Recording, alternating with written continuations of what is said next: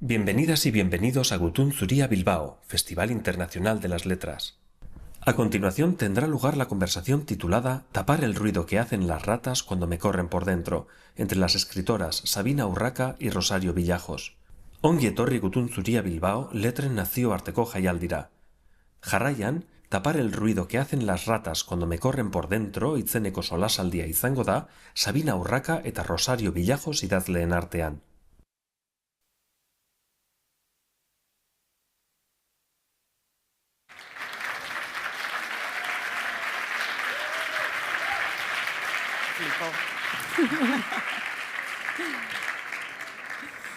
Hola, ¿qué tal? Buenas tardes, muchísimas gracias por venir. Estoy súper agradecida de estar aquí con Sabina y con vosotras y vosotros, que no os veo porque me ciega la luz, pero... Entre estas montañas preciosas, la verdad es que es súper bonito. Muchísimas gracias, Gutun Zuria, por invitarnos, primero de todo.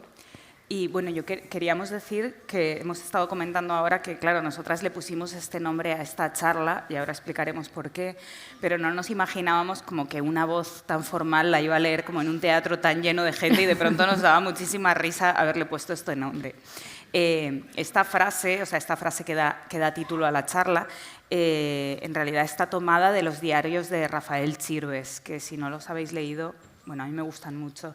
Y hay un momento en el que dice algo así como, no escribo por esto, ¿no?, ni por lo otro, sino por tapar el ruido que me hace la rata del miedo cuando me corre por dentro. Y a mí eso se me quedó así, lo subrayé, y entonces en un momento dado, como que cuando estábamos hablando Rosario y yo sobre qué íbamos a hablar aquí o sobre algo que pudiese un poco conjugar, ¿no?, nuestras escrituras, barajamos varias frases y de pronto yo me acordé de esa frase y dije, esta podría ser la de las ratas que corren por dentro, ¿no? Escribir para tapar el ruido que hacen las ratas. Y bueno, este es el texto, lo voy a leer para que lo tengamos presente, el texto que se supone que sobre lo que va a ir nuestra charla, ¿no? Escribir necesita de energía. Vamos a ir viendo si estamos de acuerdo. Vale, con cada una de me las parece partes. bien. Escribir necesita de energía y hacerlo desde la rabia puede suponer una escritura del cuerpo, un escribir desde las entrañas. Sí. Bueno, ¿no? sí. Yo estoy de acuerdo. Sí, sí. El cuerpo sabe lo que cuenta. Yo ahí ya no sé. Yo creo que sí. Sí. En mi caso, sí. En mi caso no tanto. Y la escritura de Rosario Villajos y Sabina Urraca está llena de deseo, de cuerpo, de animalidad y hasta de violencia. Yo ahí creo que bien. Venga. Me da vergüenza seguir leyendo esto porque es como que nos estamos echando flores, pero por eso creo que voy a interrumpir aquí la lectura. Vale. Y te pregunto, ¿tú escribes con rabia? O sea, en el momento...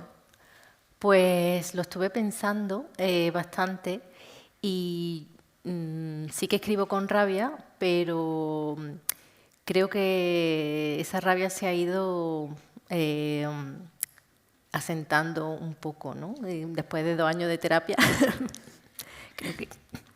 creo que sí que escribo con rabia, pero no puedo hacerlo en el momento, cuando están sucediéndome las cosas, ¿no? Lo escribo más tarde si soy capaz de escribirlo, que yo creo que no. A veces doy rodeo. Si quiero escribir de algo que realmente me ha pasado, doy un rodeo y escribo de algo que se parezca mínimamente, pero porque yo me tomo la escritura como un juego y un juego no puede hacerte daño. En cambio, si tengo que contar algo, si tengo que ir a un trauma o algo así, creo que no soy capaz de hacerlo. ¿Y tú? Pues, bueno, primero me estaba acordando mientras hablabas que la primera vez que nos conocimos fue en un taller, o sea, fue el primer taller que daba yo en la vida, en la Casa Encendida, en Madrid. Rosario estaba, o sea, te habías apuntado al taller, sí, y estabas ahí. Yo creo que fue la primera vez que ahí nos conocimos. Cita Sabina. Claro, la profe, la seño. Y yo nunca había dado un taller y estaba muy nerviosa y me acuerdo que estaba como en medio de como un semicírculo grande de mucha gente y yo ahí sentada en el centro, que es una postura, o sea, una colocación que nunca he vuelto a hacer en ningún taller porque me parece completamente absurda, ¿no? Me gusta estar alrededor de la misma mesa con la gente. Pero bueno, a mí me habían colocado la silla ahí, habían colocado vuestras sillas ahí, yo me acuerdo que tú estabas como en este lado. Y me acuerdo desde el principio que a mí lo que más me llamó la atención de tu escritura era precisamente la furia. O sea, cómo eras capaz de transmitir la furia en tus en tus textos. Estaba muy cabreada, sí. Sí, a mí me gustó muchísimo eso, claro. Y luego es verdad que, por ejemplo, mi amigo Weldon, que es editor y escritor también, que lo conoces, claro, fue lo que, o sea, es lo que siempre como que realza de tu escritura. Siempre dice como la furia, ¿no? Como que dice que el cabreo él no lo había visto escrito de esa forma, ¿no? Pues nada, habrá que volver a él. No, la verdad es que las últimas veces como que no he necesitado ese tipo de cabreo o he sido más sutil, ¿no? O lo que antes me divertía ya no me divierte de esa manera, ¿no? Pero fíjate, pues no me había yo fijado en eso. A mí me pasa que sí que es verdad que necesito procesar la rabia, es decir, vivo algo y no puedo inmediatamente lanzarme a escribir ese algo. O sea, es decir, puedo hacer algo que podríamos llamar como vómito de la escritura y ese texto queda ahí o esa cosa queda ahí y quizás en algún momento se pueda usar. Pero casi si se pudiese usar sería como un monólogo del personaje, de un personaje que de pronto siente rabia y digo, ay, mira qué bien me viene esto que escribí, ¿no? En este momento y se lo puedo dar. Pero es verdad que yo necesito como el procesado, ¿no? El paso de los años y entonces ya soy capaz de observar esa emoción, sea rabia, sea cualquier otra cosa, desde lejos, ese momento y transformarlo completamente. No es lo que tú dices, no es hacerlo irreal, o sea, construir una ficción, levantar un universo para narrar esa emoción, pero ya no es la mía. También te estaba hablando de cuando es algo mío personal y hay que diferenciarlo de cuando estoy pensando en publicar, ¿no? Pues yo también tengo textos que no voy a publicar, que son para mí. De hecho, cuando a mí me está sucediendo algo muy grande, no puedo escribir, por supuesto, tengo que esperar un tiempo, pero me pasa muchísimo que incluso cuando estoy viviendo eso no sé lo que siento. Tengo las emociones un poco como distorsionadas y la escritura a mí me ayuda para saber qué siento. De hecho, cuando me ha pasado algo muy triste y no me estaba dando cuenta en ese momento, al ponerme a escribir es cuando he llorado, ¿no? Cuando he dicho, hostia, que me ha pasado esto. Pero eso no significa que yo vaya a publicar ese texto, ¿no?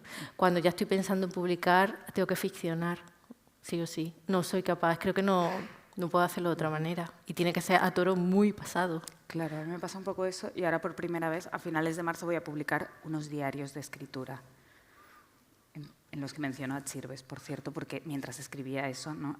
Leía los diarios de Chirves en un momento dado. No tienen nada que ver, obviamente, mis diarios con los de Chirves, pero... Y por primera vez siento ese pudor de estar contando cosas mías de verdad, ¿no? Cuando toda la vida, tanto a ti como a mí, ¿no? Nos ha pasado desde que empezamos a publicar que todo el mundo se piensa que nuestras protagonistas somos nosotras. Bueno, pues ya... Claro, es como... Yo ahora es cuando digo, no, ahora por primera vez tengo miedo, porque estos son unos diarios y esta... Sí soy yo, pero incluso en los diarios me doy cuenta de que editándolos lo ficciono para que se entienda algo mejor y entonces cambio el tiempo y en realidad una cosa pasó antes que la otra, elimino la estación del verano completa, pasan cosas así, ¿no? Incluso en los diarios se ficciona, ¿no? Como un poco haciéndole un favor al lector, es curioso. Pues ya verás cómo te dice la gente, esto es mentira. Sí. Pasará al revés, totalmente.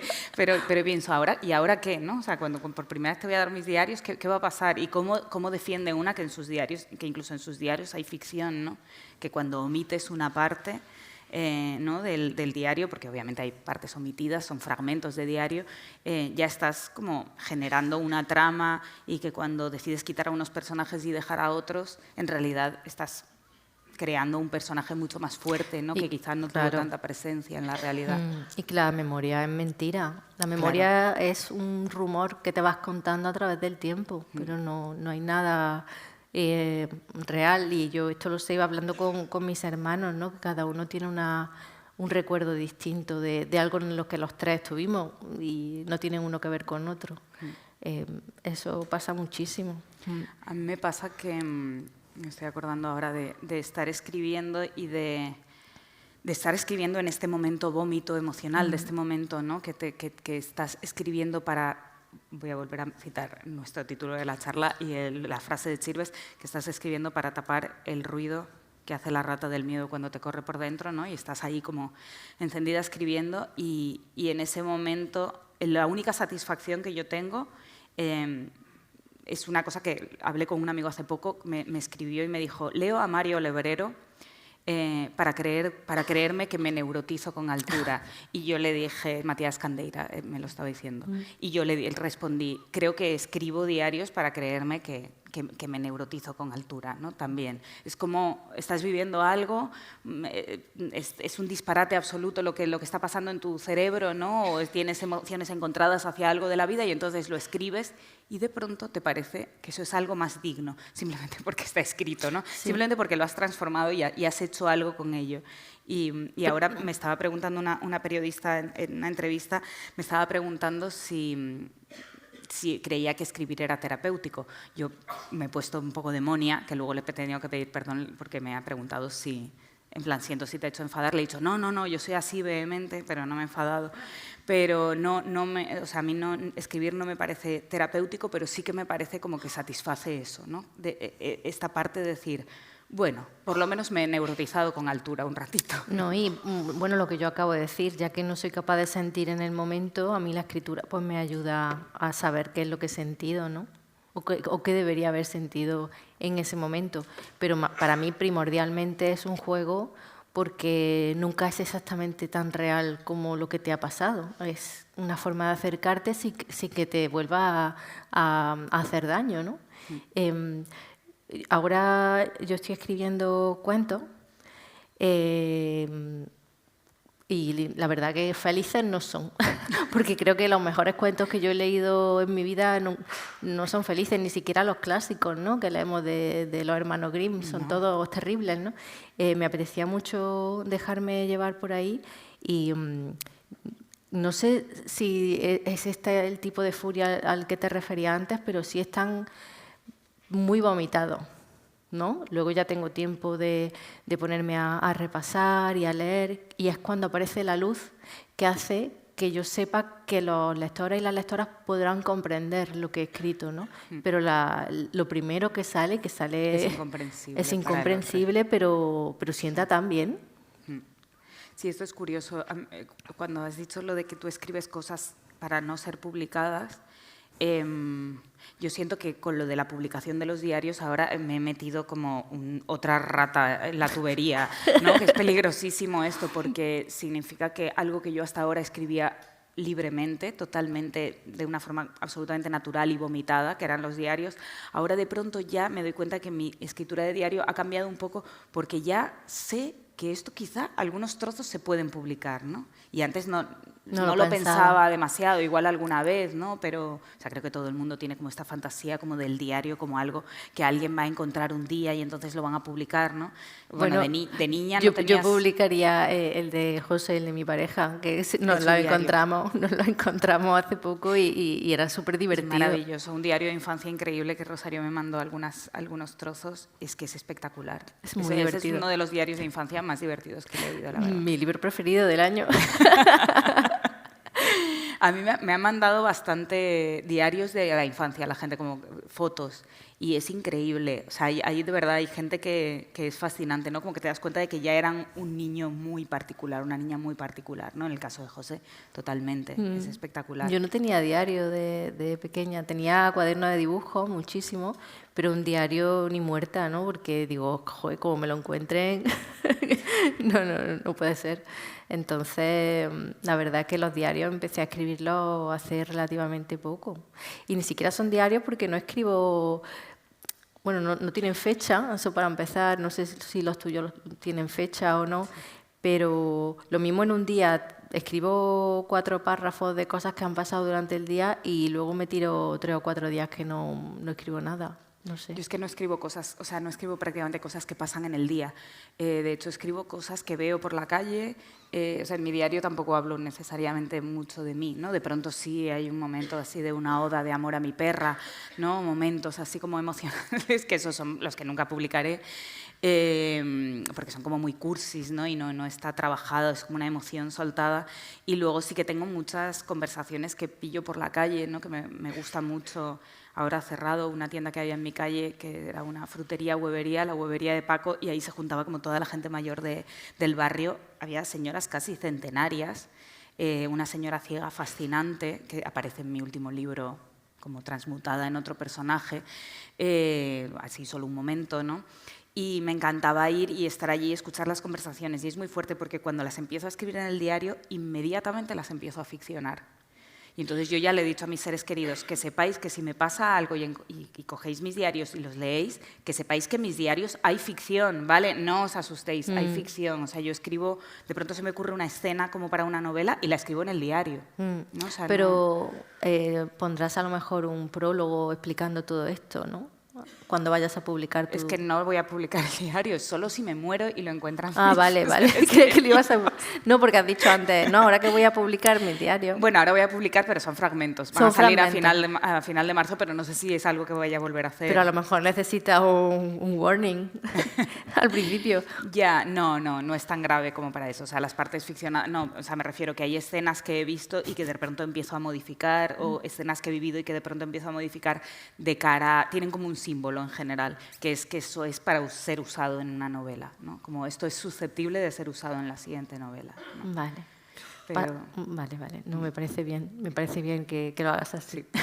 Pero es curioso porque, volviendo al tema de la rabia que nos ocupa hoy, me doy cuenta de que sí que la emociones muy bajas, iba a decir emociones, o sea, como oscuras, como la rabia o la envidia o el sufrimiento, como que siento que han sido las que han movido como mis novelas, pero las otras cosas que escribo que no son eso, que son mis posts de Instagram, que para mí los posts de Instagram, o sea, para mí Internet es un género literario y es muy importante y a mí me gusta mucho escribir ahí y editarme ahí y he aprendido a escribir mucho ahí. Y también los diarios, me doy cuenta de que son textos muy felices, ¿sabes? Que no están atravesados por la rabia y por la furia. A veces sí, pero que en general me doy cuenta de que hay mucho de andar por la calle y ver a gente y reírme, de escenas curiosas, de... Eso me pasa un poco a mí también con los cuentos, que aunque sean tristes, siempre tienen una parte luminosa, ¿no? O tienen humor, o tienen bastante más que el último libro, ¿no? O el anterior. Pero... Claro, tu vida diaria también, o tu perra, o lo que te impulsa a escribir muchas veces... O sea, somos personas... Yo me considero una persona feliz. Sí, yo también, pero antes de publicar por primera vez, no. ¿No? No. Sí, esto es curioso. Como que sí que de alguna forma, contraviniendo lo que le acabo de decir a esta periodista que estará por ahí, se llama Gaya, ahora, o sea, sí que de alguna forma a mí escribir me ha hecho mucho bien. Creo que porque antes de publicar mi primer libro estaba tan frustrada porque pensaba que nunca iba a publicar nada y que finalmente no iba a dedicarme a escribir, que era lo que más deseaba en el mundo, ¿no? Y cuando finalmente eso sucedió, es como que algo ha quedado en calma. Es decir, sí que hay una parte terapéutica, no puede ser. Claro. O sea, sí que ha habido una sanación. He dicho, odio la palabra sanación, he dicho todo esto en la entrevista, pues ahora ya es como que estoy diciendo todo lo contrario. Pero sí, o sea, como que digo, bueno, por lo menos siento que, ¿no? Como que he tomado esto. ¿Tú eres más feliz desde que publicas? Yo nunca pensé en publicar, porque era una cosa que veía tan lejana, de solo hace gente, pero yo no. Y bueno, ocurrió y tal, pero a mí lo que sí me ha hecho feliz es escribir constantemente, escribir con constancia y sobre todo ver que es un juego en el que puedo mejorar, ¿no? Porque creo que de mi primera novela a la última hay un camino recorrido, y de la última a lo que estoy escribiendo ahora, que no es por nada, pero creo que es lo más bonito que voy a escribir en la vida, pues creo que hay un camino muy grande, ¿no? De haber aprendido, porque es un juego con las palabras, dónde las pones, cómo las pones. Yo recuerdo algunos talleres literarios en los que tú no eras la profesora, que a lo mejor me constreñían diciéndome, no, es que ahí tiene que haber sujeto, verbo y predicado. No. Y ya quería asesinar a esa persona. Digo, ¿pero qué me estás contando? Si quiero empezar con un gerundio, empiezo con un gerundio y ya está, déjame, ¿no? Y si quiero decir que el vaso, que el agua es transparente, déjame que lo diga, porque en este contexto va a funcionar, ¿no? Porque a lo mejor te dicen, no use el cliché. Digo, es que a lo mejor necesito el cliché, déjame. Pues no sé, creo que incluso la rabia que me entraba en esos talleres, pues también me ayudan a decir, no, lo voy a decir así porque es como quiero decirlo. A mí me da mucho miedo los talleres, o sea, como que esto es horroroso, me dan mucho miedo los talleres que está dando otra gente. No, pero porque vienen, algunos talleres son maravillosos. Tú eres buena. Voy a decir aquí que Sabina es generosa dando talleres. Pero porque no enseño nada, o sea, digo, no... Bueno, ahora, cuando tú empezaste los talleres conmigo todavía no tenía tan creada como esta idea, ¿no? Pero ahora lo digo siempre antes de todos los talleres, que digo, yo no puedo enseñar nada, ¿no? Pero dabas consejos muy útiles. Sí, pero digo, yo lo único que puedo hacer es proponer unos juegos, precisamente. O sea, para mí el reivindicar la escritura como juego es algo tan importante y es algo que en un momento dado perdí absolutamente por estas presiones, ¿no? De que tienes que escribir un libro y tiene que ser así, y tienes que, ¿no? Y entonces te empiezas a generar como unas expectativas tú de ti mismo, no hay nadie esperando eso, ¿no? Ningún libro tiene que ser escrito, nadie necesita tu libro. No te va a leer por nadie. eso le digo a la gente, escribe Bueno. si te lo pasas bien, porque es que si no, de verdad, es que nadie necesita tu libro. Que luego se lo lean y les pueda gustar, vale, pero así en plan el mundo va a cambiar absolutamente, igual sí. Pero yo estoy segura que yo no voy a escribir ningún libro que cambie el mundo absolutamente, pero sí que sé que puedo escribir libros que me diviertan mucho, ¿no? Que me divierta escribirlos, que me emocione, que lo pase mal, ¿no? Que recorra ahí unas carreteras interesantes. Entonces, poner eso sobre la mesa, como decir, esto es un juego y vamos a jugar a él, y yo también voy a jugar a él dentro del taller, como que para mí era muy importante, era como la forma de encontrar, ¿no? El lugar. Y me asusta mucho cuando sé que hay talleres que son teoría de la novela. La novela es así, ¿no? Yo viví como esas estructuras constreñidas. Yo estudié en la escuela de cine, estudié guión y no, o sea, creo que solo lo pasé bien cuando nos mandaban a leer libros y yo en los libros encontraba como una libertad, ¿no? Que no encontraba en las películas que yo veía por mi cuenta, sí, pero no en las películas que nos ponían como ejemplo, ¿no? Y toda esta cosa, lo que tú dices, no puedes empezar con un gerundio, no sé qué, toda esta cosa de planteamiento, nudo, desenlace. Yo decía, pero ¿cómo voy a crear sobre esta base, ¿no? ¿Por qué tiene que pasar algo? ¿Por qué tiene que haber un primer punto de giro? Mira, una de las cosas que más me gusta es cuando acabo de empezar una historia, pero no sé a dónde me lleva. Porque para mí es como ir a ver una película que bueno, por primera vez, ¿no? Que dices, no sé de qué va esta historia, pues yo tampoco. Yo a veces me siento delante del ordenador o delante del cuaderno y a lo mejor estoy escribiendo un cuento de vampiros, pero no sé cómo va a acabar. Y eso me fascina saber por dónde me van a llevar las palabras, porque son un poco las palabras o lo que va sucediendo lo que te va dando pie a otra cosa, ¿no? Ya supongo que eso también se debe ya al tiempo que llevas escribiendo, a la intuición literaria, a la imaginación, que aquí tenemos bastante, ¿no? Pero a mí me fascina eso, no saber qué va a pasar. Por eso también no solo es juego, sino que es algo para mirar, ¿no? Es un poco como la belleza, ¿no? Como si vas a una exposición, no sé. Yo creo que todo el mundo podría hacerlo. O sea, perder la capacidad de jugar. Y he conocido a gente que no juega nunca, es tristísimo. Pero es duro, pero yo veo que eso ha calado, o sea, como que las estructuras, antes en la charla que, bueno, hemos hecho como hemos estado en un programa de Radio 3 ahí en el atrio de la Ascuna y hemos hablado, o sea, en un momento se ha hablado de esta cosa del elitismo, ¿no? De la literatura.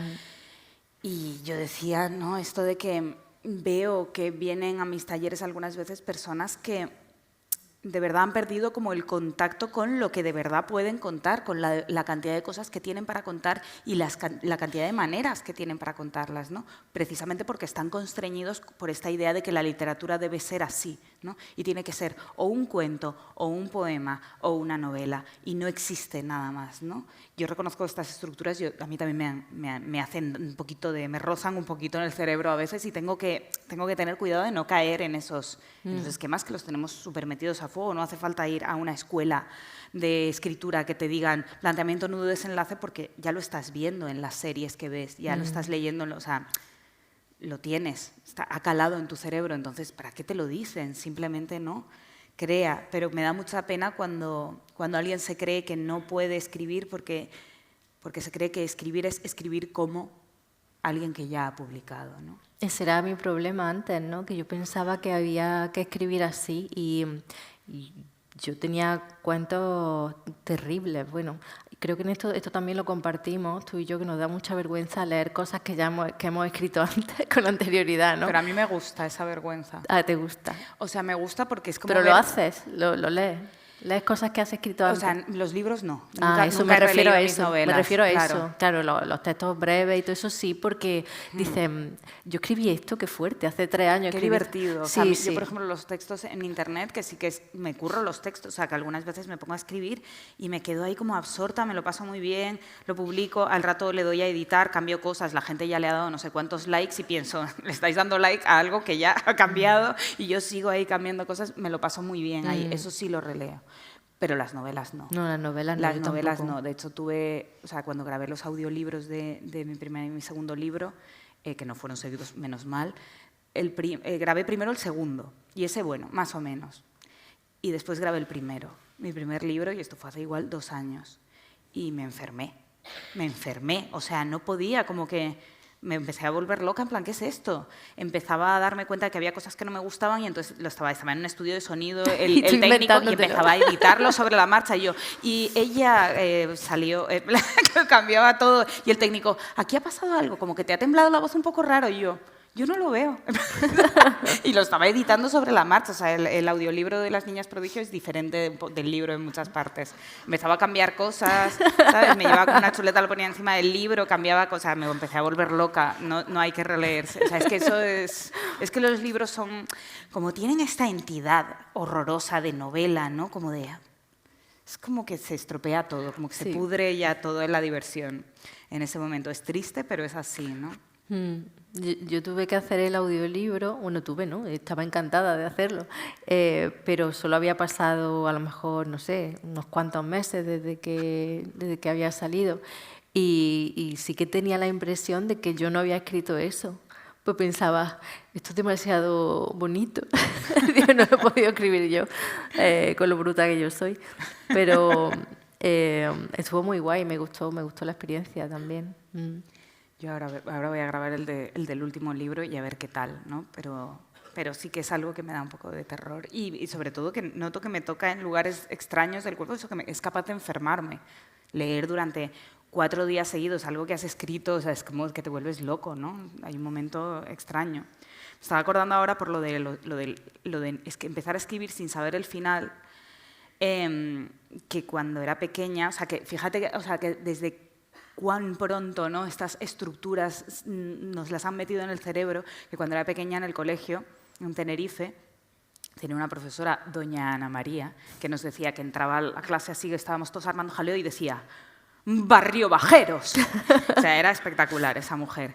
Y un día me dijo, Sabina, nos daba para escribir en clase, o sea, era como una mujer como vieja escuela, nos daba para escribir en clase como las listas de, o sea, cuando vas a votar, o sea, los panfletos de, o sea, el voto, cuando ya, pues eso, que habían sido elecciones, entonces los grapaba y escribíamos como en unos cuadernos que eran así, que nos hacía ella con unas grapas y con los papeles de ¿sabes? Las papeletas de las elecciones, y escribíamos por ese lado, y entonces nada, eso tenía que transformar un poco la escritura, ¿no? Ese formato como... Y un día vino y me dijo, Sabina, escribes bien, pero tienes que saber, cuando empiezas a escribir algo, tienes que saber ya el final. Y se dio la vuelta y estaba como caminando hacia su mesa y yo le empecé a hacer como, pues no sé si le hice así, es probable que le hiciese así, no sé, empecé a hacerle cosas y no sé, tenía como 8 o 9 años, no sé, y los de mi clase, como que toda la gente se reía, tal. Y a los meses vino Elvira Lindo, Manolito Gafotas, de visita a mi colegio, que tuve la suerte, que fue por muchos colegios de España, pero bueno, vino a Tenerife, o sea, fue muy guay. Y entonces, turno de preguntas, y entonces yo levanté la mano y le pregunté, Elvira, ¿tú cuándo empiezas? Con mi profesora doña Ana María al lado, ¿tú cuándo empiezas una historia ya sabes cómo va a terminar? Y Elvira Lindo dijo, ¿qué va? Y yo, y toda mi clase, ja, ja, ja, y doña María, yo pensaba, Dios mío, me van a expulsar del colegio, ¿sabes? Y fue maravilloso, o sea, ese momento en el que una escritora que había escrito algo que era como la mayor idea de éxito que teníamos, ¿no? Que nos gustaba a todos, que nos había fascinado a todos, incluso a doña Ana María, ¿no? Que ella descubriese que eso estaba escrito desde la diversión. Claro. A mí sé que hay muchos escritores así, que ya saben el final cuando empiezan a escribir algo, pero me da muchísima pena, porque dices, joder, te estás perdiendo que te sorprendas a ti mismo. Sí. A mí me gusta incluso que cuando le cuentas el libro a alguien, que es algo que a mí me ayuda mucho. A mí también. Contarlo a viva voz, ¿verdad? ¿No te inventas cosas sobre la marcha? Hombre, por supuesto. Es como que ahí se te van ocurriendo cosas. Y entonces pasa que ella le dice... ¿no? Y me corrijo también. Sí, digo, no, mejor no. Sí, yo siento que es un rollo que la sensación desde fuera debe ser horrible, como un niño de 4 años contando una película entera, ¿no? Es infernal, ¿no?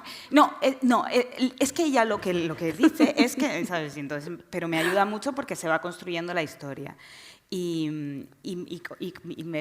cuando voy llegando al final, como que me voy precipitando y me voy dando cuenta, ¿no?, de cómo va a ser el final.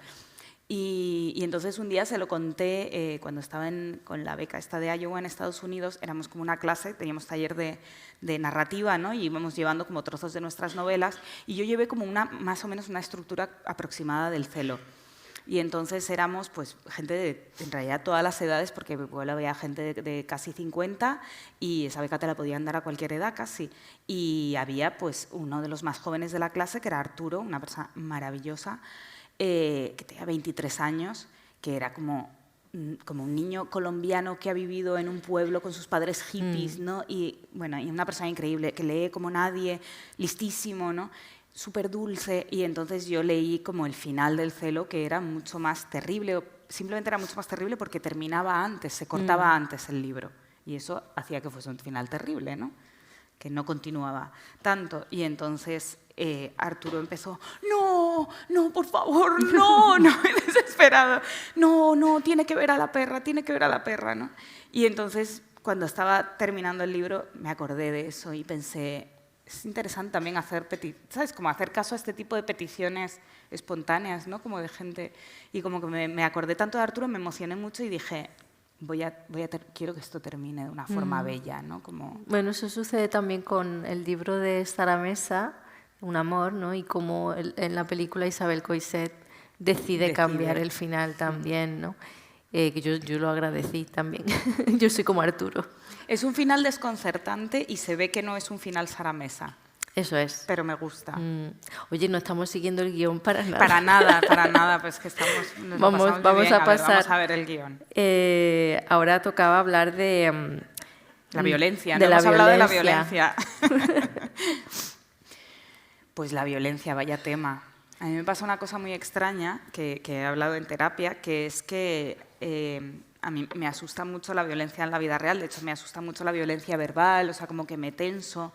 Siempre, en todas las veces de mi vida que un jefe en un curro ha venido como a reprenderme por algo, mi sensación era totalmente como que volvía a la guardería y como que me iba a hacer pis encima de miedo. O sea, como que me entra un miedo terrible.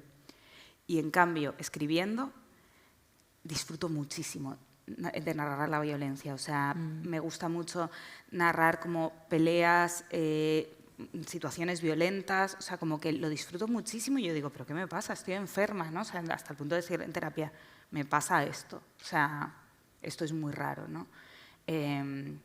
Disfruté mucho, o sea, me acuerdo cuando en mi último libro, cuando la humana coge una olla y se la tira a Mecha sobre el pie, ¿no? Que es una escena que reivindico mucho porque todo el mundo se olvida de esa escena y es como tú eres consciente de que la humana ejerce violencia física sobre Mecha, ¿no? Que la gente es como que muchas veces ven como el cliché, ¿no? Es como una historia de violencia de género y es como, sabes que estos dos personajes, aquí también se produce una situación rara. Para mí era muy importante esa escena y disfruté muchísimo, ¿no? Como que ella se ve reflejada en la olla y se la tira sobre el pie. Y para mí eso era como que me entraba una cosa así como de mala de peli, de ganas de reírme así como con carcajada, no la voy a hacer, la carcajada maligna, pero me daba como esa cosa de, como que me vuelvo mala escribiendo. Sí, yo también lo disfruto. En la educación física hay una escena en la que la hija está durmiendo la siesta y como no quiere depilarse las piernas, la madre aprovecha que está durmiendo para afeitarle las piernas. Y claro, ella se da cuenta y le da un manotazo y acaba cortándose. Para mí esa escena es súper violenta también, porque dices, estás imponiendo lo que tú quieres sobre el cuerpo de tu hija, ¿no? Pero también me gusta mucho que algo que no parezca violento o algo que es violento, narrarlo de manera no violenta y viceversa. Y hace muchísimos años me leí un cuento, creo que era de Rolando Sánchez Mejía, del cubano, que comenzaba, que era un cuento sobre cómo se escribe un cuento, ¿no? Y comenzaba con una mujer corre desnuda por un campo de amapolas al amanecer. Así de bonito, ¿no? Súper poético, ¿no? Y entonces te va contando hasta que al final te dice por qué esa mujer está corriendo desnuda por el campo. Y es una historia terrible, ¿no? Que se ha escapado de un sitio donde la tenían secuestrada y violándola, ¿no? Entonces, digo, cómo se transforma una imagen que es bella, ¿no? Que es bonita, en algo que es totalmente terrible, ¿no? Y eso me interesa muchísimo también en la literatura. A mí me interesa mucho. Y además me parece muy difícil de hacer. Es decir, me doy cuenta de que, y esto es terrible, o sea, y esto es, no sé, algo feo que siento algunas veces hacia, bueno, cierto público lector, ¿no? que me frustra mucho, que es que si, por ejemplo, si les presentas la violencia, ¿no? Y estoy súper generalizando, ¿no? Como de cierto público que me encuentro de vez en cuando pues, en algún club de lectura, alguna persona, ¿no? Que ves que si les presentas, o sea, que necesitan como un poco leer el mismo libro todo el tiempo, en el que se cuenten más o menos las mismas cosas que ya comprendan porque ya las han leído en el libro anterior. Entonces, si les cuentas una situación violenta y es algo que está claramente descrito como algo violento, pero no es una violencia que ellos hayan visto y es una escena medio extraña, como que algunas veces siento que no se entiende, ¿no? Por ejemplo, una violencia entre dos mujeres, como es el caso de lo de la olla que le tira la humana a Mecha, ¿no? Siento que hay gente que lee el libro y no la ve, ese momento no lo ve, no se da cuenta de que acaban en urgencias con Mecha con los dedos hechos un cisco y que luego está en casa y no se puede mover, que ya la ha retenido en casa la humana. Yo pensaba, pero ¿por qué esto no se está entendiendo? Y es porque no hay muchas escenas, ¿no? Que haya, o sea, porque es igual quien lo ha leído no ha leído muchas escenas en las que se narra la violencia entre dos mujeres. Sí. ¿No? Y pensaba, claro, qué difícil esto. ¿Sabes? Escribir, ¿no? O sea, es que hay que escribir, como escribir sobre el escrito, no entiendo. Y fíjate que entre madre e hija sí que estamos más acostumbradas, pero algo que también a la gente se le escapaba, ¿no? Que la madre, hay otro momento en que la madre le da un bofetón a la hija, o sea, le da súper fuerte en la boca para que no diga una palabra, ¿no? Que yo creo que hay mucha violencia ahí, ¿no? Te están diciendo que no hables, que no tienes derecho a hablar. A mí ese tipo además de escenas violentas, que además pueden causar un poquitito de risa, lo del golpe en la boca no, pero lo de la depilación es como, según cómo lo mires, ¿no? A mí me fascinan, ¿no? Y cuando la gente me las cuenta, pues obviamente las robo y las meto en los libros, que me parece que está muy cerca de esa escena, ¿no? de lo de la depilación. Una amiga me contó, ¿no? que cuando ella era pequeña y estaba durmiendo así con el cuerpo como desmadejado, las piernas como abiertas, y la abuela iba y le cerraba las piernas, ¿no? Que me parece de una violencia brutal y al mismo tiempo te puede dar mucha risa, ¿no? O mi amiga Tania, que me contaba que en el Ejido es como una cosa, como que ya es del Ejido, como que entre, por lo menos su generación y tal, que había muchas madres e hijas que se pegaban bocaos, me decía, es que se pegan bocaos. En plan, que pues claro, te enfadas con tu madre y es como, ¡ay, que te da! Y es una cosa entre el cariño y la violencia que a mí me fascinó, ¿no? y que tomé para el celo. Es muy animal. Es que es súper animal. Yo decía, pero tú sabes que me estás dando oro con esto, ¿no? Yo ya estaba ahí como frotándome las manos, imaginándome esa escena, ¿no? en la que la madre y la abuela y la humana se iban a dar, ¿sabes? Como que se contaban los bocados que se daban. Creo que tiene mucho que ver también con lo que decíamos de jugar, ¿no? Como sabemos que estamos en un sitio seguro, que es delante del cuaderno, del ordenador, no importa ni si matas a alguien, ni si haces cosas terribles o dices cosas terribles, porque sabes que estás a salvo. Aunque luego la gente, yo también estoy un poco cansada, ¿no? De las críticas de es que es muy duro. Sí. Pero bueno, es que la vida es dura, es también, no sé. ¿Y en otros países? ¿A ti te han publicado en Estados Unidos? No.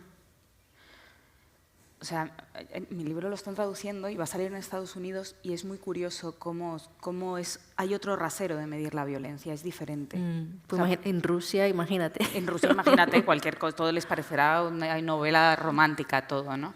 En Estados Unidos todo les parece violencia, es muy peligroso. Bueno, no sé, la verdad que intenté traducir una videoreseña de una chica rusa de mi libro y no entendía nada, no conseguí traducirla. Entonces digo, bueno, voy a ver si por los gestos, y yo la veía haciendo Digo, pues entonces romántico, le ha gustado, o sea, ya está, vamos a quedarnos con eso. Pero sí, tienes razón, o sea, dependiendo del sitio, van a ver el libro de una manera o de otra y la violencia, desde luego...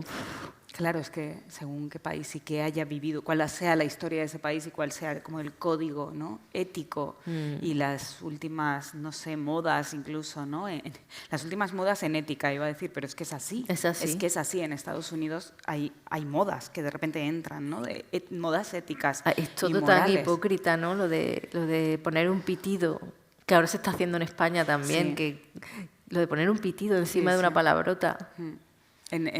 Cuando yo vivía en Estados Unidos, la serie Veneno la pusieron y de repente nos dimos cuenta de que le faltaba una escena. Y era que cuando el novio de la Veneno mete al perro de la Veneno en el microondas, eso lo habían quitado en Estados Unidos. Uy. Y en la traducción de mi libro hay un momento que la humana le pega una patada a la perra sin querer, o sea, como un poco un acto reflejo y la perra sale como disparada. Y mi traductora me decía que eso le parecía un poco terrible, que no se encontraba cómoda con eso, ¿no? Que no tenía. Y yo, bueno, pues venga, no pasa nada, adelante, lo vais a publicar en Estados Unidos, da igual, quítalo, venga, ya está. Qué fuerte. Lo que queráis. Pero es fuerte, sí, sí. Nos quedan 10 minutillos que igual tenemos que dar turno A la gente que quiera preguntar algo, para claro. que nos preguntéis lo que queráis, opinéis. Nos dijeron que iba a haber más luz, ¿no? Sí, igual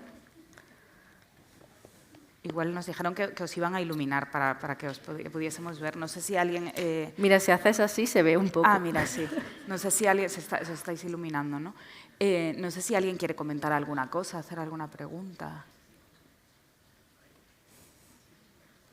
No sé, es que no veo nada. Tienes que hacer así. ¿Hay alguien al mando del micro y de si alguien levanta la mano?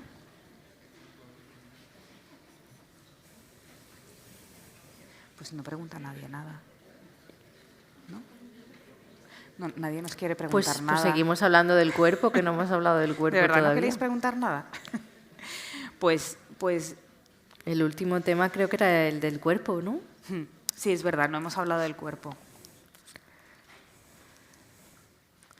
Bueno, también lo de disfrutar describiendo personajes que en la vida... O sea, crear personajes que en la vida real te horrorizarían. Claro, sí.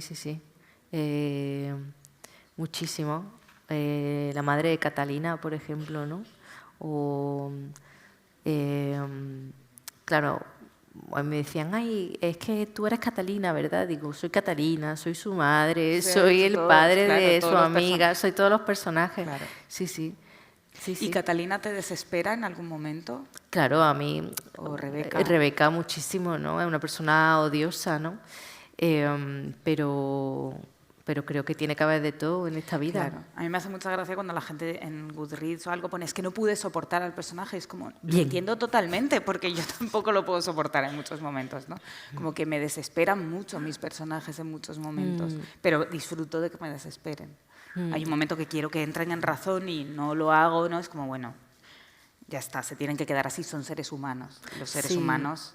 Yo recordaba mucho desesperan. a una compañera de piso que tuve en Inglaterra que decía, cuando estábamos viendo la serie de Girls y se compró su libro y tal, de Lena Dunham, decía, es que esta tía y yo, es que como que sería su mejor amiga. Digo, yo nunca me acercaría a una persona así, me parece insufrible esa tía, ¿no? Pero digo, bueno, hay gente que puede sobrellevar este tipo de personajes, ¿no? Por eso me atrevo con todo, ¿no? Con todo tipo de personajes cuando tengo que escribir, porque creo que hacer funcionar la empatía también, ¿no? No sé hasta qué punto, ¿eh? No es tan fácil, creo. No es fácil, pero hay gente que lo consigue, que consigue empatizar con gente terrible, ¿no? Ah, bueno, no, sí, o sea, lo de que... Sí, pero que me refiero que no es fácil lograr, o sea, desde el punto de vista ¿no? de la escritora, me parece que no es fácil, no es tan fácil lograr la empatía. O sea, me parece como curioso eso, porque a mí me pasa que puedo empatizar con cualquier personaje prácticamente, o sea, con un asesino, me da igual, sí, o sea, si me lleva con él, yo voy con él, no me cuesta nada. Hay una frase, se me quedó de una película, que habla de una abogada que se dedica sus clientes son básicamente asesinos, pero gente que ha matado una vez, ¿no? Bueno. Una vez. Son asesinos, pero de una vez, no son reincidentes, ¿no? Entonces, decía, yo los defiendo porque dice, no quiero que una cosa te defina para siempre, ¿no? Porque tú puedes cambiar, ¿no? Y yo soy partidaria de eso. Bueno, aparte que yo soy antipunitivista y un montón de cosas más. Y ya está, ¿no? Que creo más en la reeducación más que en el castigo, ¿no? No, yo tengo personajes que no son reeducables.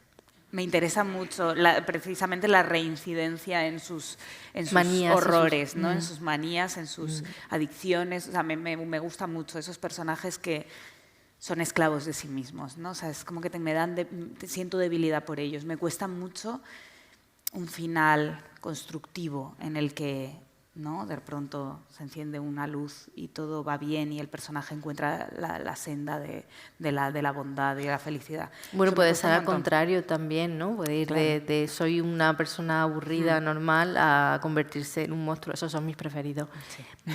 Pero sí. ¿Alguna pregunta? ¿Alguien que quiera comentar algo? Mira, hay una mano levantada.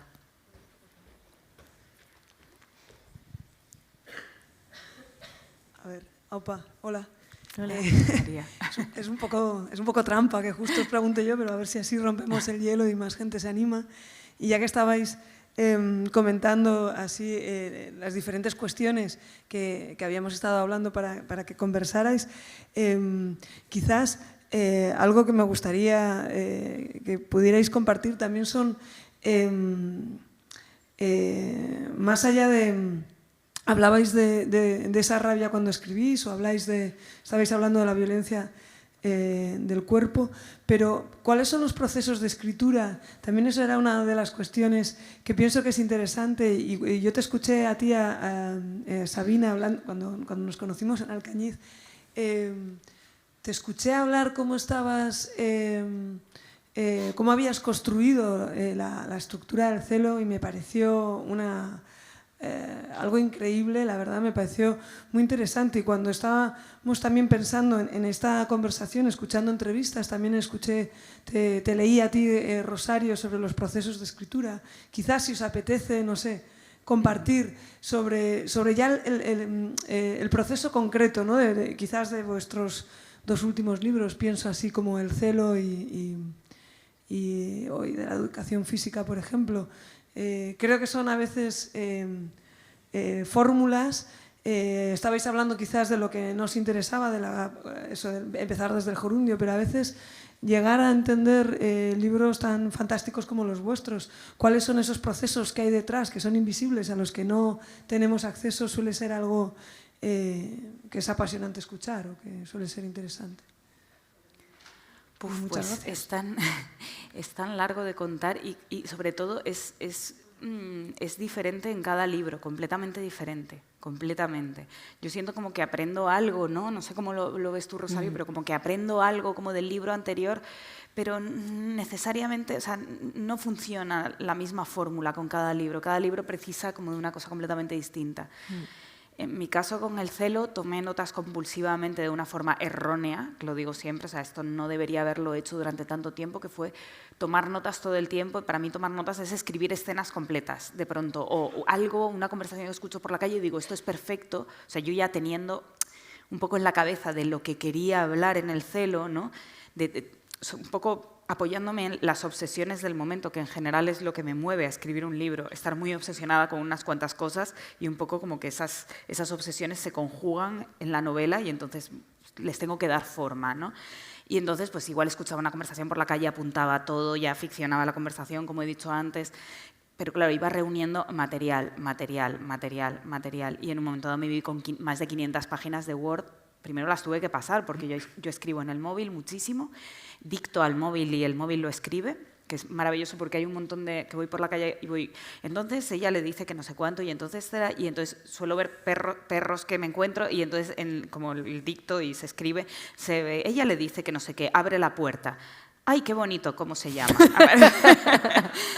Hay como muchas cosas coladas ahí. Hola, ¿qué tal? Porque me encuentro algún vecino y ellos me ven hablando hacia el móvil, les parece que estoy hablando con alguien, pero estoy dictando una escena. Entonces, todo este material lo tuve que pasar a Word, que esto es una cosa que Leila Guerriero hace con todas sus entrevistas, que yo compartí casa con Leila durante un mes en una residencia y yo la oía transcribiendo.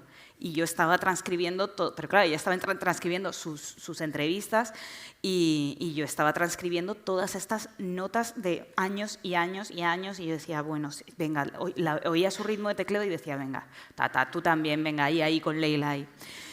Eso me animaba, al mismo tiempo es absolutamente imposible escribir al lado de Leila Guerriero, o sea, es como una especie de sueño pesadilla, ¿no? Yo decía, Dios mío, pero ¿qué estoy haciendo yo aquí? Y después sí que tuve que hacer una estructura bien, o sea, como reescribir una estructura sin irme demasiado por las ramas, es decir, una estructura más traída a tierra, porque sí que tuve una primera estructura, y después tenía tantas escenas, tantos trozos sueltos, que tuve que titular cada trozo, ponerle un título, como si cada trozo del libro fuese un microcuento, cada trozo suelto, ¿no? Fuese un microcuento. Entonces le ponía un título que fuese útil, en el sentido de que diese un poco de información de lo que se contaba en ese fragmento. Luego escribí todos esos títulos en papelitos y entonces ordenaba, y esto me ayudaba mucho, lo manual, ¿no? O sea, que esto es raro, porque claro, un libro es algo muy abstracto, lo tienes en la cabeza y de pronto usarlo manual, ordenar los papelitos, ¿no? Y entonces ahí armaba un capítulo. Aquí puede ir esta escena y aquí debería ir esto y esta escena me la cargo, ¿no? Y entonces iba armando los capítulos, les sacaba fotos y en función de eso escribía. Y luego había una cosa muy rara que cuando casi estaba terminando, a mí siempre me entraba la paranoia, y luego estuve un montón de meses encerrada en casa sin hacer nada más que escribir y escribir y escribir. Esto es importante y nunca lo digo, pero es que es súper importante y hay que hacerlo y es terrible a ratos, divertido a ratos, pero hay que hacerlo, ¿no? Y diciendo que no a todo. De hecho vino un escritor argentino que me fascina, Roque Larraqui, me propusieron presentarlo y dije que no. O sea, porque dije, no, tengo que estar en casa. Vino Leila Guerriero a presentar La llamada, no fui. O sea, fue como, tengo que hacer grandes sacrificios, yo tengo que inventarme estas cosas. Y en un momento dado, hacia el final, siempre me entra el terror de que me va a pasar algo antes de terminar el libro. Y entonces, esta vez me pasó que le escribí a mi amiga María José y le dije, María José, sí, que es María José Asta, autora de Se te oscurece el pelo, que está en la colección de Caballo de Troya, que edité, así nos hicimos amigas. Y entonces le dije, María José, si me pasa algo, tienes que terminar el libro por mí. Esto parece que es como de comedia, pero yo lo digo, en ese momento yo se lo dije completamente en serio. Y entonces María José Asta, muy lista, me dijo, vale, escríbeme las instrucciones para terminarlo y yo lo termino. Y entonces yo escribí las instrucciones para terminarlo y entonces me di cuenta que solo tenía que seguir esas instrucciones y terminarlo yo. O sea, perfecto. Y eso es más o menos, así en resumen, el proceso de escritura del celo. Pues en mi caso es muy parecido. Yo también escribo como escenas sueltas y lo que más disfruto, de hecho, luego es dónde las voy a meter y cómo las voy a hilar, ¿no? Disfruto muchísimo de ese juego. Y es verdad que cada libro tiene una solución distinta porque intenté usar ese mismo método con una novela que he dejado más allá de la mitad, pero porque de repente, con lo que me ha pasado, ya no me apetece escribir esa novela y no me estaba funcionando. Con la anterior, por ejemplo, con La muela, más o menos cuando iba a la mitad, hice una escaleta de lo que iba a pasar, lo tenía súper claro, pero cada libro es diferente y como intentes, en mi caso al menos, como intentes reproducir lo que me ha salido bien antes. Sí, además a mí me da miedo como que al usar la misma fórmula te saca me salga como el mismo libro, como una misma estructura, los mismos trucos, ¿no? Y como que ahora estoy un poco paralizada por eso, ¿no? Como que apunto cosas, pero pienso, uy, no quiero estar confiada en esta estructura o en este método, ¿no? Tiene que surgir uno nuevo. Pienso, igual por una vez empiezo a escribir un libro por el principio, sigo y termino, ¿no? Sí, que no lo he hecho en la vida. Pero La muela fue así, la muela fue como súper fluido todo. Yo eso nunca lo he hecho, me da curiosidad, la verdad. Pero luego he intentado hacerlo otra vez y no, ya nunca más, no sé, no funciona. De todas formas, también es muy guay descubrir formas nuevas de escribir algo, ¿no? No tiene por qué ser así. Creo que, incluso ahora que estoy escribiendo cuentos, aunque sea un libro de cuentos, todos todos los cuentos están relacionados unos con otros, ¿no? Entonces eso también me está divirtiendo mucho, ¿no? Que aparezcan frases de un cuento en un cuento mucho más allá, ¿no? Y a mí eso me divierte, me hace pensar que estoy escribiendo realmente una novela, ¿no? Que es lo que yo estoy acostumbrada a escribir, porque a mí los cuentos me dan mucho miedo, me da muchísimo miedo escribir cuentos porque, bueno, pues les tengo mucho respeto, ¿no? Creo que es mucho más difícil escribir un cuento que una novela. Sí, yo también lo creo. No sé, me da miedo. De todas formas, me da miedo cada nueva cosa a la que me enfrento, pero no una novela. Cada artículo, cualquier cosa. Pero más que miedo es excitación, ¿no? Porque luego lo haces. Sí, lo hago, pero no miedo.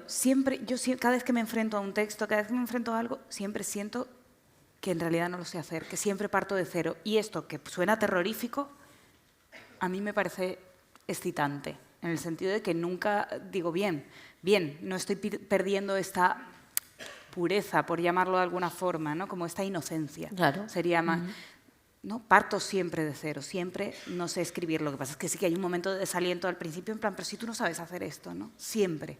Pero hay que intentarlo, ¿no? Yo creo que la ignorancia es muy atrevida, pero si no hubiera sido por mi ignorancia, por pensar que yo podía escribir una novela, nunca la habría publicado, ¿no?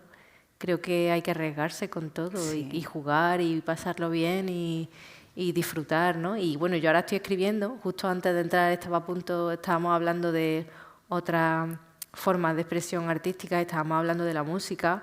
Bueno, la música sobre todo, cuando la dejé me sentí súper feliz de dejarla, porque me daba mucho miedo el escenario, muchísimo. O sea, de pasarlo mal, eso ya no era excitación, era pánico, ¿no? Absoluto. Entonces, qué guay no tener que hacer eso más, ¿no? Y después de la educación física, ¿no? De tanto tour, también entiendo que es un libro delicado en el sentido de que, bueno, invita a la confesión, a que vinieran muchas personas a contarme lo suyo. Yo no soy psicóloga, entonces yo me tenía que llevar eso a mi casa y era muy duro. Y a ti te habrá pasado 3/4 de lo mismo, ¿no? Con tu libro.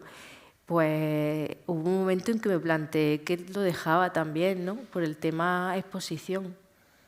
Porque también soy humilde, ¿no? Y tengo que reconocer que a mí me ayudan mucho las redes sociales para haberme dado a conocer, ¿no? No sé si a mí me leería alguien si yo no hubiera entrado por ahí, ¿no? Yo también me lo pregunto. Tengo la sensación de que si... Pero eso no es malo, o sea, bueno, es que a mí es que las redes sociales, siendo el demonio que son, porque tienen una parte demoníaca, para mí han sido una escuela interesante y el único lugar... el único camino que yo tuve en un momento dado para poder escribir, ¿no? Para poder matar el ruido de la rata que me corría por dentro, ¿no? Sí. Y me acuerdo de estar... Claro, a mí también, Ramona Ucelay, ¿no? Que hubiera hecho yo si no tengo un perfil falso, ¿no? Pero claro. ahora ya no me funciona. No me excitan las redes sociales, ya no me divierte, cada vez publico menos... Para mí viene y va cambiando el formato. No sé. Hay preguntas en el público, ¿no? Arantxa León, buenas tardes. Gracias, ¿se oye? Sí. Gracias a las dos por venir. Yo quería haceros una pregunta de lo último que habéis hablado antes de esta pregunta, que estabais hablando de la construcción de los personajes y, bueno, habéis hablado como del concepto de monstruosidad en algún momento, ¿no? De los personajes que nacen monstruos y se transforman hacia la bondad y de los personajes que se mantienen siendo monstruos, ¿no? Yo últimamente como que le he dado muchas vueltas a este concepto, al de la monstruosidad, porque pienso que es un concepto poco inventado, que siempre se nos ha presentado, sobre todo en la literatura, como esta dicotomía entre la bondad y la monstruosidad. Y creo que eso no es realista. En el mundo en el que vivimos, me parece que esto en el libro de Sabina está muy bien reflejado en el personaje del predicador, ¿no? Cómo podemos ver un monstruo, pero también se atisban momentos de bondad. Entonces quería preguntaros un poco a ver qué pensáis vosotras de este concepto de la monstruosidad y de cómo la literatura ha reflejado históricamente esto en contraposición a lo que vivimos en el día a día. Muchas gracias. Pues yo creo que todo ser humano tiene monstruosidad dentro. O sea, todos tenemos un monstruo dentro, creo. Entonces, a mí me interesa particularmente la literatura en la que se muestra y el cine en el que esto sale de pronto, ¿no? No significa como que salga el monstruo y mates a todo un pueblo y te vayas corriendo lleno de sangre, o sea, no hablo de una monstruosidad tan básica, ¿no? tan evidente. No sé, pero me interesa, o sea, sobre todo me interesan los personajes que no son buenos ni malos, como tú has dicho, o sea, que son seres humanos, por eso ahora he dicho, a mí me desesperan mis personajes precisamente porque son seres humanos y yo incluso la gente que más quiero me desesperan. Vamos, yo soy la que más me desespero, ¿no? A mí misma. Y yo soy la que más veces me doy cuenta de mi propia monstruosidad, o sea, y me interesa darme cuenta, porque sí, porque me parece importante para la vida, pero también porque me parece importante para la escritura. Entonces, yo disfruto mucho en general de los libros en los que hay un poema de, creo que es, ¿de quién es? No me acuerdo de quién es ese poema, pero hay un momento en el poema dicen, hay una escena de una película y hay dos tipos hablando y uno le dice al otro, una película me interesa cuando el malo dice una frase interesante. O sea, es más o menos así, no es así, pero es algo así.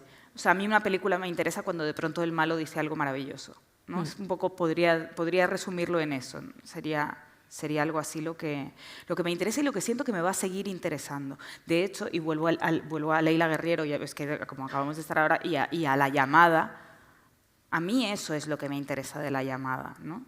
O sea, que Silvia Labairú es como un personaje que no llegamos nunca a saber y no quiero llegar a saberlo nunca, ¿no? En plan, ¿es buena, es mala? O sea, esta pregunta es que ni siquiera debería hacerse si alguien es bueno o malo. Es humana. Claro, es un ser humano y la cercanía del retrato, ¿no?, que le hace Leila es magistral precisamente por eso, ¿no? Porque de pronto esta persona que ha vivido todo eso cae totalmente en una frivolidad absoluta, ¿no? Que nos parece de primeras como wow, ¿no? Y le dice, que toma pastillas estaba pensando eso exactamente, que toma pastillas en plan, después de todo lo que ha sufrido. Tomo pastillas de estas de hormonas y no sé qué, porque yo no, dicen que dan cáncer, pero a mí me dan igual, porque yo quiero estar tal y quiero seguir teniendo ganas de follar, ¿no? Y le dice, y es fascinante, y dices, qué maravilla de personaje, porque tiene todas estas caras, ¿no? Yo voy a irme a algo muchísimo más fácil, ya que hemos hablado antes de Estados Unidos, ¿no?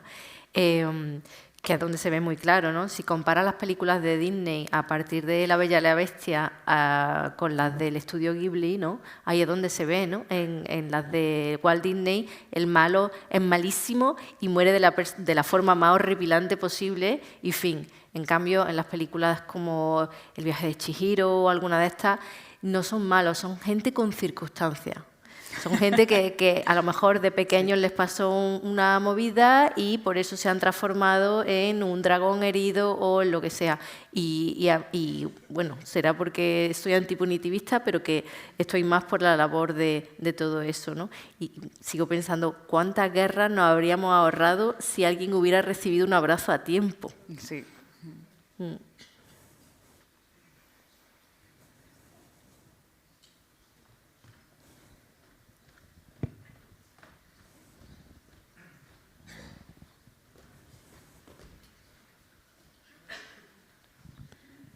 Buenas tardes. Bueno, no os conocía. Hoy os conozco, digo, a nivel de leer, claro, y os tendré en cuenta. Quería un poco, ya que habéis hablado del cuerpo, así que me interesa que habléis un poco, porque a veces en la escritura se puede escribir desde las tripas, desde la herida y desde la cabeza, ¿no? Entonces, como os ha faltado un poco esa parte, yo creo que sí que es bueno, o para mí sería interesante saber desde qué parte escribimos. Yo creo que desde todas, pero a veces igual excesivamente desde la cabeza, ¿no? Gracias. Bueno, en mi caso intento pensar cómo me siento, qué estoy sintiendo en ese momento. Por ejemplo, ahora mismo tengo muchas ganas de hacer pipí. Y además, como tengo ganas de hacer pipí, me estoy arrancando los padrastros. Entonces, todo esto me invita ya a ponerme a escribir, ¿no? A hablar. Bueno, de hecho, el libro de la educación física empieza hablando de eso, ¿no? De una chica que se muerde las uñas, que se hace daño en los dedos, que se arranca los pelos de las cejas, porque el cuerpo está ahí, ¿no? Porque tiene una ansiedad bastante importante, ¿no?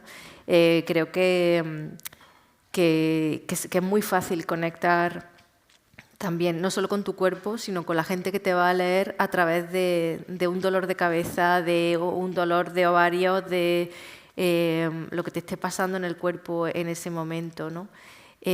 Hay otra escena en la educación física que mi protagonista está haciéndose pipí durante muchísimo rato, ¿no? Y yo me imagino, yo me entraba la risa mientras lo escribía, digo, qué mala soy, pensando, la gente estará agobiada, pensando, ¿cuándo va a mear esta pobre muchacha?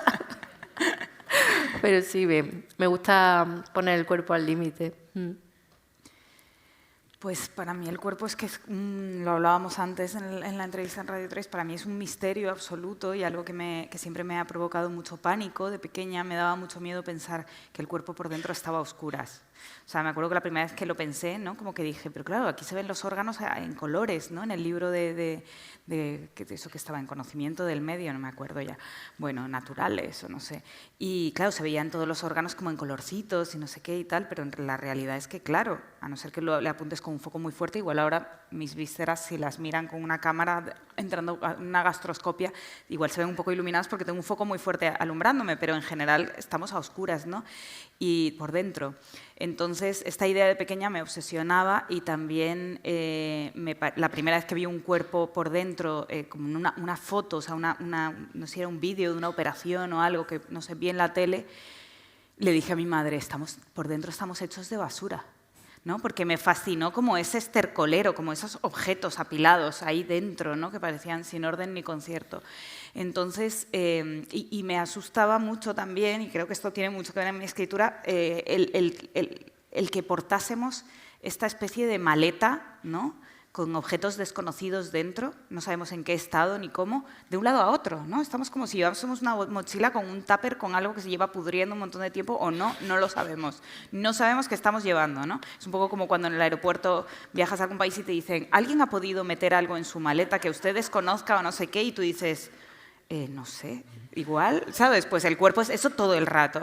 Entonces, a mí de pequeña, y luego me crié también con grandes hipocondríacos, ¿no? Entonces, sé mucho de enfermedades, siempre me han interesado mucho, no sé, como que me fascina y al mismo tiempo me asusta muchísimo. Y eso yo creo que está presente todo el rato en mi escritura, ¿no? Y me parece además que toda la escatología también está muy presente, tanto en tu escritura como en la mía, también está muy presente lo de los padrastros, ya. Que es un tema que tenemos desde me quedan dos. Es que en Ramona está ahí, en Las Niñas Prodigio también, ¿no? Que me acuerdo que en Ramona es en la comunión y Ramona está todo el rato mordiéndose los padrastros y cuando termina la comunión la monja del colegio les dice, el otro día hubo gente que no se portó bien, ¿no? Y Ramona está ahí, es que me acuerdo de esa frase, hubo gente que no se portó muy bien, creo es la frase, me encanta. Pues eso, que la escatología me interesa mucho porque creo que también la he visto siempre como un mensaje del cuerpo, ¿no? Como el cuerpo lanzando mensajes desde esa oscuridad insondable de dentro, en plan, hola, en plan, un análisis de sangre, arroja unos datos, pero el resto de, ¿no? O sea, cacaculo pedopis, esa escatología ofrece un mensaje de lo que está pasando en esa oscuridad. Entonces, al fin y al cabo, es como si fuese una escritura, ¿no? Como si el cuerpo escribiese a través de la escatología. Y eso, claro, a mí me interesa muchísimo y me interesa muchísimo explorarlo. Y me cuesta mucho dejarlo en el sentido de que parece como que a ti te preguntan como, ¿y cuando te propusiste escribir algo tan escatológico? Es como, no, es que ni me lo propuse, o sea, ni se me ocurrió. Es que lo tengo integrado. Para mí existe, es como, está en mi imaginario, ¿no? Igual que siento que está en el tuyo. A ti que te gusta tanto esto, voy a acabar con una anécdota, una historia de mi madre que cuenta las cosas de esta manera, ¿no? Que dice, porque cuando te operan, te tienen que operar, te van sacando los intestinos y las cosas, te las van poniendo así, bien. Dice, pero cuando hay que ponerlo todo para adentro, lo pones como de lugar.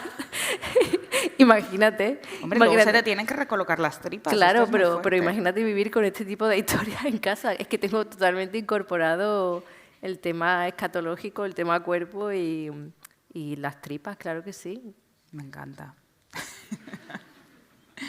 Bueno, pues creo que hemos terminado. Fin preguntas, dice la pantallita. Fin de preguntas. Muchísimas gracias.